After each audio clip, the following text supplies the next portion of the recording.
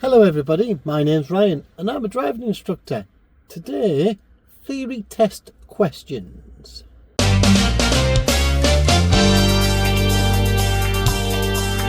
So, theory test questions. Last time out we talked about hazard perception. This time we're going to do the questions. Now I'm not going to do that many. You'll see a little video like last time, just giving you a little bit of advice about some of the questions. There's 1,000 in the database, there's 1,000 on the app. You only get 50, and if you're getting a score on your app of less than 30, say for example, then you probably need to reread the questions.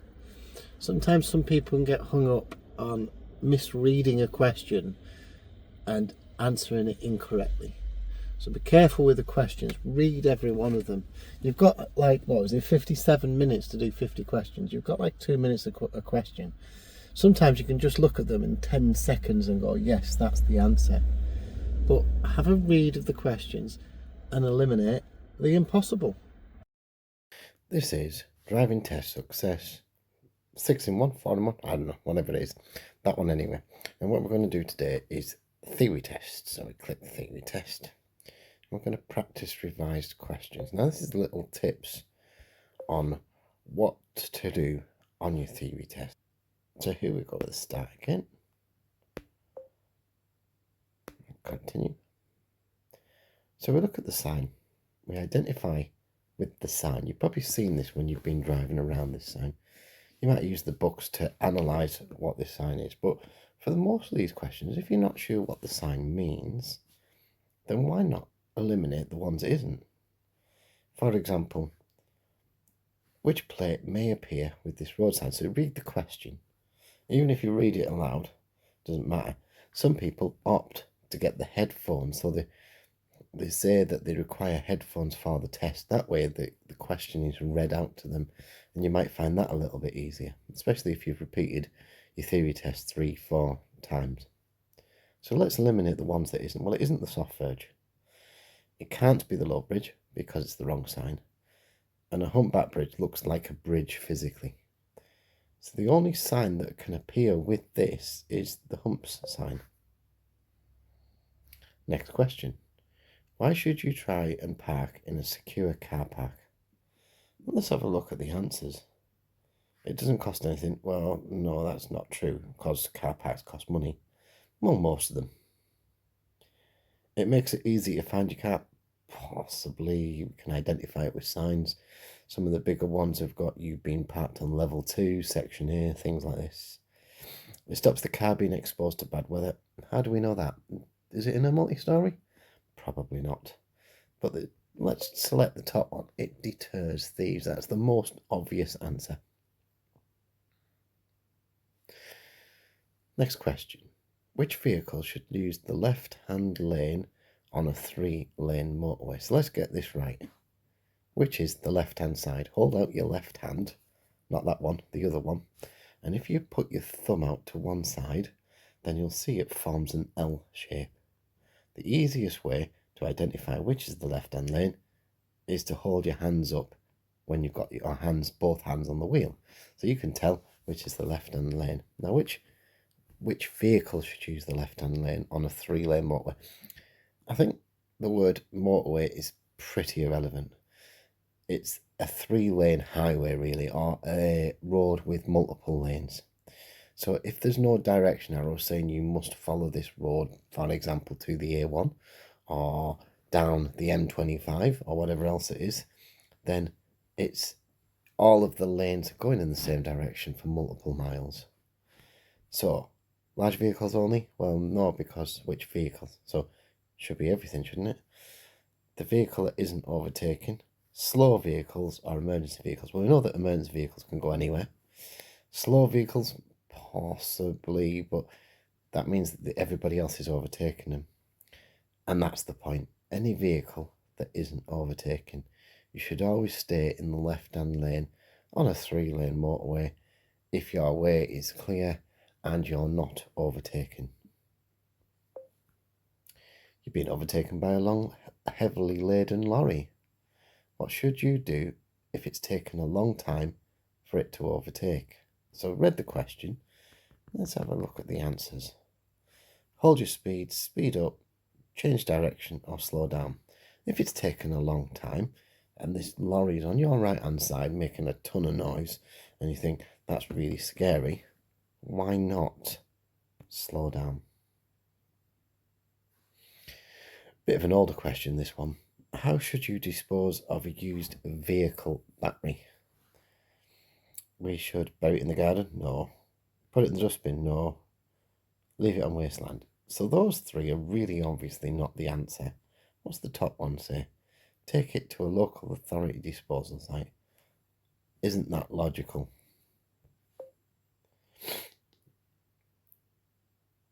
What is the minimum depth of tread on the tyres of a trailer? Now then, I don't actually know the answer to this. I should probably know the answer to this. I know what it is for cars, so I'm going to use that. So it's not a millimetre, not 2 millimetres, not 2.2. So cars is 1.6, so I'm guessing that trailer is 1.6. So if you don't know the answer and you're kind of guessing this one, then when you get this question again, when you keep doing the theory test over and over and over and over, you'll remember the answer. So let's select 1.6. What should you do if you are driving a slow-moving vehicle on a narrow, winding road? So think about this. Driving a slow-moving vehicle, narrow road. Let's have a look at the answers.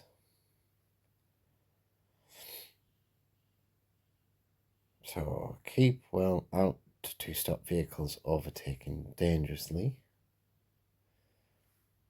Give a left signal when it's safe for vehicles to overtake you. Pull in when you can to let the vehicles behind overtake. Wave the vehicles behind to come past you if they think they can overtake quickly. Now, Rule 155, country roads, single track roads, would indicate that you would pull in when you can to let the vehicles behind you overtake. Now, the reasoning behind that is you wouldn't block people, which is the top one. You wouldn't give a left signal because that implies that you're going to stop on the left-hand side. And let's have a look at that again. And you wouldn't wave somebody past to overtake quickly because it's their judgment on that one. So it'd be their judgment about overtaking you, and it's very difficult. So I would say pull in when you can at a passing place. Could be something else. We'll have a look at the end. What's the first thing you must do if you have a collision while you're driving your car? You won't call your insurer. Stop only if somebody waves at you while your car might be falling to bits. Or call emergency services. Well, the first thing you should do is stop. Isn't that logical? What must you do if your ability to drive is impaired during a period of illness? So again, let's eliminate what it isn't. You can't take smaller doses of medicine because that'll probably make you more ill. See a doctor each time before you drive. I'd like to see somebody try and see their NHS doctor every time before they drove. You'd be there every single day. Take all the medicines with you when you drive. I can't see what that would really do.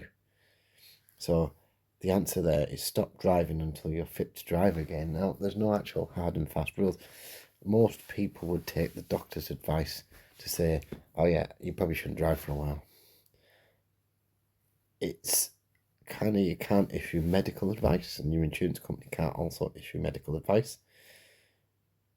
But if you've been ill, probably you shouldn't drive. If you're tired, really tired, you probably shouldn't drive. Certainly if you are under the influence of alcohol, you definitely shouldn't drive. So stop driving until you're fit to drive again.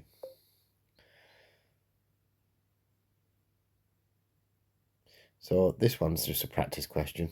Are the questions in this app the same as the Quizlet question? They're not quite the same.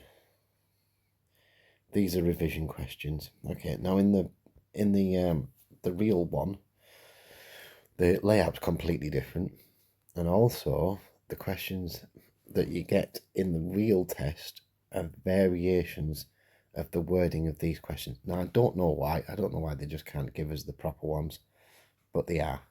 I think it's to do with a little bit of copyright maybe, but don't quote me on that. Let's finish. 10 out of 10. There we go. Let's review our answers. So, and I didn't pause this, by the way, if you're really interested. Which plate? Humps. Yeah. Helps deter thieves. Any vehicle that isn't overtaking. We should slow down. Take it to the local authority. And that question about tyres 1.6, I guessed it because 1.6 is the thing. And we said that. You should pull in when you can to let vehicles other behind you overtake. Stop at the scene of the incident. Stop driving until you're fit to drive again. And the final one, no, these are just revision questions. Now, those are the revision. And it says, yeah, I was perfect. Thanks, mister. Right, click that one. Now, if we go back into mock test, these questions are not exactly the same, but as we can see on the screen here, you've got 57 minutes to answer 50 multiple choice questions. Read every question fully. Make sure you're reading it. You've got to get 43 or more in order to achieve a pass. Now, it doesn't matter if you don't get 43 in your practice on the app. And the reason for that is because you'll practice again and practice again and practice again until eventually you get to 45, 46, and that's when you feel that you should be ready. In combination with the hazard perception video or the hazard perception practice, you're then ready to do your test. Now, some of these apps have a pass guarantee, and this one does as well, where you pay for it and it trains you into passing. It's not really a pass guarantee as such. What it does is just basically builds up a lesson plan within the theory test system, and it gets you to do something different every day until you're absolutely ready. And if you put your date in, it'll then give you that lesson plan to your date where you would be ready. Now, the app will tell you if you're not passing them, you're not ready for your exam. And that's how they do the pass guarantee, that they want you to get much higher than 43. There we go. So I hope you found that video a little bit useful, maybe. It's something to think about when you're doing that theory test question. Remember, if you're getting a score of less than 30, you're probably not reading it. If you're getting between sort of 35 and 42, 43 maybe, then you're nearly there. But remember some of the answers and it'll help you.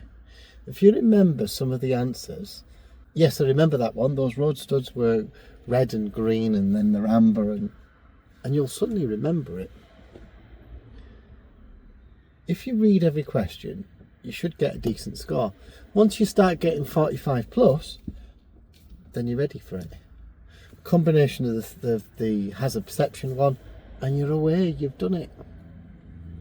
If you like what you saw today, subscribe. Let's subscribe. Let's get even more subscribers. As I'm recording this, I think I've got 40 to go to 1,000. I hope you enjoy your day, your weekend, or whenever else you're watching this. Like, comment, and subscribe, and I'll see you in the next one. Bye.